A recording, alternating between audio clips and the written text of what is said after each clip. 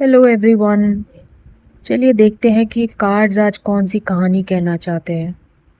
ठीक है, मेरा नाम प्राची है और मैं ट्राई करती हूँ कि लोगों को टैरो के थ्रू कुछ गाइडेंस मिल पाए। यूजुअली लोग जब तकलीफ़ में होते हैं, कोई रास्ता नहीं समझ में आ रहा होता है, तो यूजुअली ऐसे होलिस्टिक हीलिंग की तरफ मतलब इंक्लाइन होते हैं। तो चलिए देखते हैं कि आज क्या है कार्ड्स में। ओके, तो आज का स्प्रेड बहुत इंटरेस्टिंग है। क्योंकि इसमें एक जर्नी दिख रही है, एक इमोशनल जर्नी, जहाँ पे कोई इंसान धीरे धीरे एक फेस से निकलकर अपने एक स्ट्रॉन्गर वर्जन की तरफ जा रहा है। तो पहला कार्ड जो आया है वो है करंट एनर्जी में, वो है एट ऑफ कप्स। अभी एट ऑफ कप्स हमेशा बहुत एक मैच्योर एनर्जी लगती है, क्योंकि ये कार्ड इम्पल्सिव वॉकिंग नहीं है। ठीक है, ये वो एनर्जी है जहाँ पर एक इंसान ने बहुत कोशिश कर ली अपनी बात समझाने की। ठीक है, बहुत ट्राई कर लिया है, अभी वो पूरी तरीके से इमोशनली एग्जॉस्टेड है।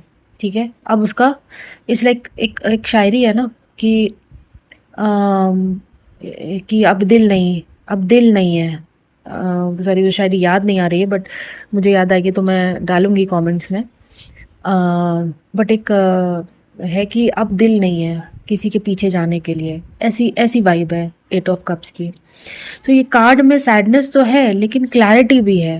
मतलब ऐसा नहीं है कि कोई बंदा मतलब अब बस जूझ रहा है, it's decided, it's clear in his mind कि अभी उसे जाना है।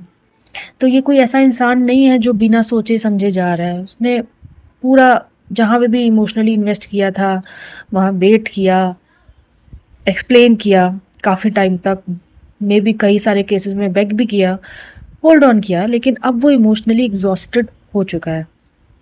और लाइफ का एक लेसन यहाँ बहुत डीप है कि कभी कभी लेटिंग गो हार नहीं होती है। ठीक है, कभी कभी हमें लेटिंग गो सॉरी कभी कभी हमें लेट गो सिर्फ अपनी सेल्फ रिस्पेक्ट के लिए करना होता है। कई बार हमको लेट गो अपने पीस ऑफ माइंड के लिए करना होता है, और ये वो एनर्जी फील हो रही है। सो हर चीज़ को हमें बचाने की ज़रूरत नहीं है, हमें कुछ चीज़ों को सिर्फ जाने देना भी ज़िंदगी का एक लेसन होता है। तो ये पहली जो भी पहले कार्ड से जो करंट एनर्जी पोजीशन पे एट ऑफ कप्स है, उससे तो मुझे ये फीलिंग आ रही है। अभी देखते हैं चैलेंज में आया एट ऑफ स्वॉर्ड्स। ये बहुत इंपॉर्टेंट कार्ड है, क्योंकि एट ऑफ कप्स के बाद तुरंत एट ऑफ स्वॉर्ड्स आना, ये मैं एक्सप्लेन करती हूँ कि ये चैलेंज पोजीशन पे ये बता रहा है कि आपकी ये चैलेंज बाहरी नहीं है।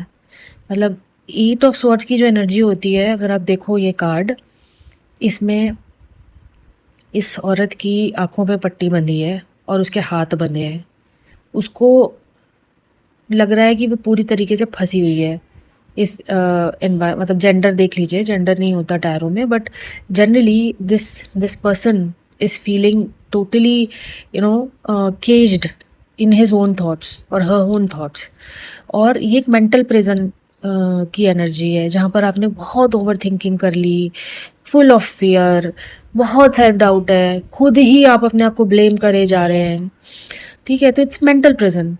इस कार्ड में इंसान ना बंधा हुआ दिख रहा है, लेकिन इंटरेस्टिंग बात यह है कि ये जो बंधन है ना वो पूरी तरीके से आपका सेल्फ मेड है, और ये रियल नहीं होता है। मतलब ऐसा नहीं कि आपको कोई बांध के रखा हुआ है, आप मेंटली केज्ड हो।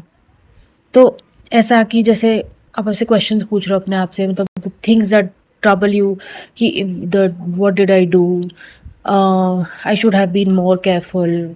मान लिया आप बाद में रेट्रोस्पेक्टिव में सोच रहे हो, ठीक है, क्या मैंने गलत डिसीजन लिया, क्या मुझे उस रिलेशनशिप को नहीं छोड़ना चाहिए था, या फिर मुझे वापस जाना चाहिए, क्या मैंने सामने वाले को मतलब हर्ट कर दिया, ऐसे क्वेश्चंस। और शायद इसीलिए एट ऑफ कप्स के बाद भी मूवमेंट रुकी हुई है, क्योंकि एट ऑफ कप्स तो क्लैरिटी और मूवमेंट का कार्ड है, you are walking away, but eight of swords is a card of being stuck, it's energy of being blocked. तो क्योंकि बॉडी आपकी जाना चाहती है, ठीक है, लेकिन आपका दिमाग वहीं अटका हुआ है जिस वो सिचुएशन में था। ठीक है, तो इसलिए वो चैलेंज है। और ऑनेस्टली लाइफ में ना सबसे डिफ़िकल्ट प्रिज़न ही माइंड का है।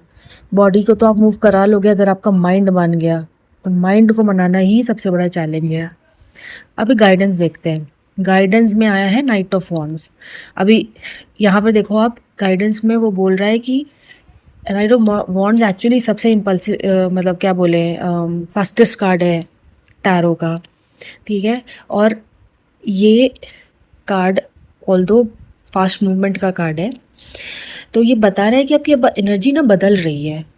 ये कार्ड कहता है कि you move, action low, life को फिर से फील करो, आप अपनी फायर को वापस समझो, आप अपनी लाइट किसी और के लिए डिम मत करो, ठीक है। तो अगर आपके अंदर जो भी लाइट थी या जो भी थी, जो आप ये ओवर थिंकिंग में और अपने आप को स्मॉल बनाने में भूल गए हो, you to bring that back. So knight of wands बहुत ही पैशनेट एनर्जी है। ये मतलब ये बंदा ना, नाइट ऑफ वॉन्ड्स वाली जो एनर्जी है, बंदा बंदी नहीं, जो एनर्जी है वो बहुत परफेक्ट नहीं होती है। In fact many a times it is a impulsive energy, लेकिन बस स्टैगनेंट नहीं होती है। This is card of movement.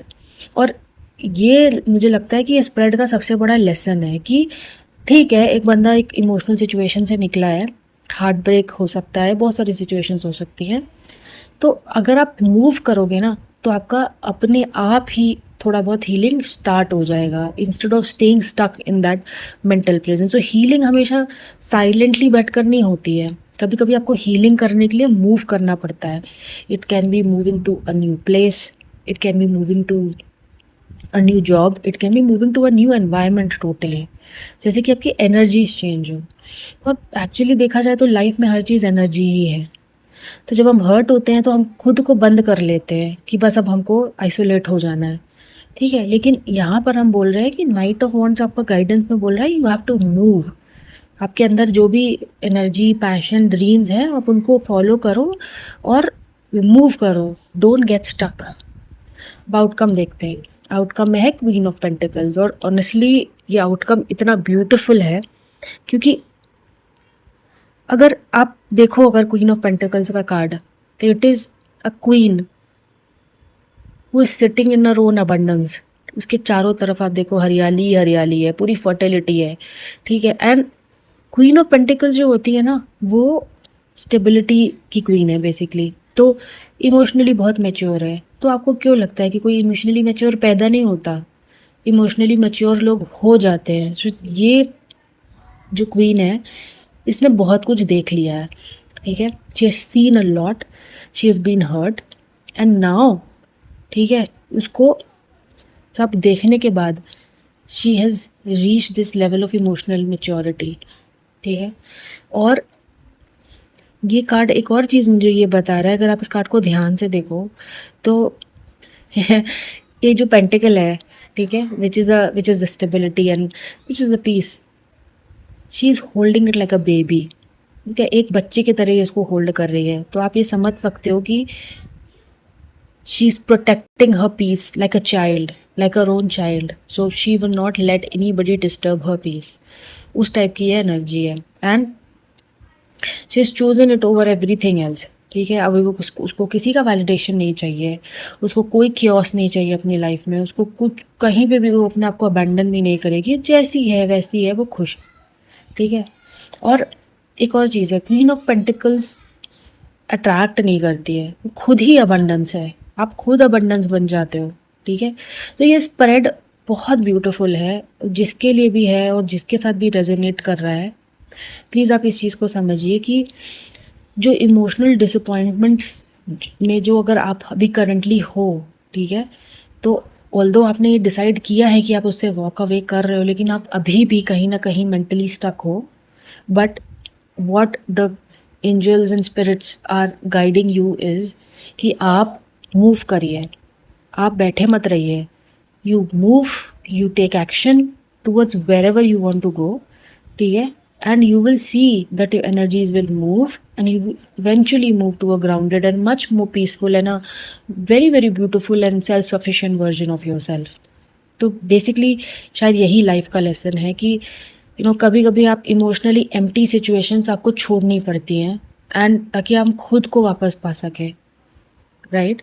तो ज़िंदगी में भी अगर आप इसको ज़िंदगी में भी लगा कर देखेंगे, कोई भी आप लेसन उठा लो लाइफ़ का, कोई भी लेसन उठा लो आप लाइफ़ का, आपको ये कहीं न कहीं पे ये रीडिंग लग ही जाएगी।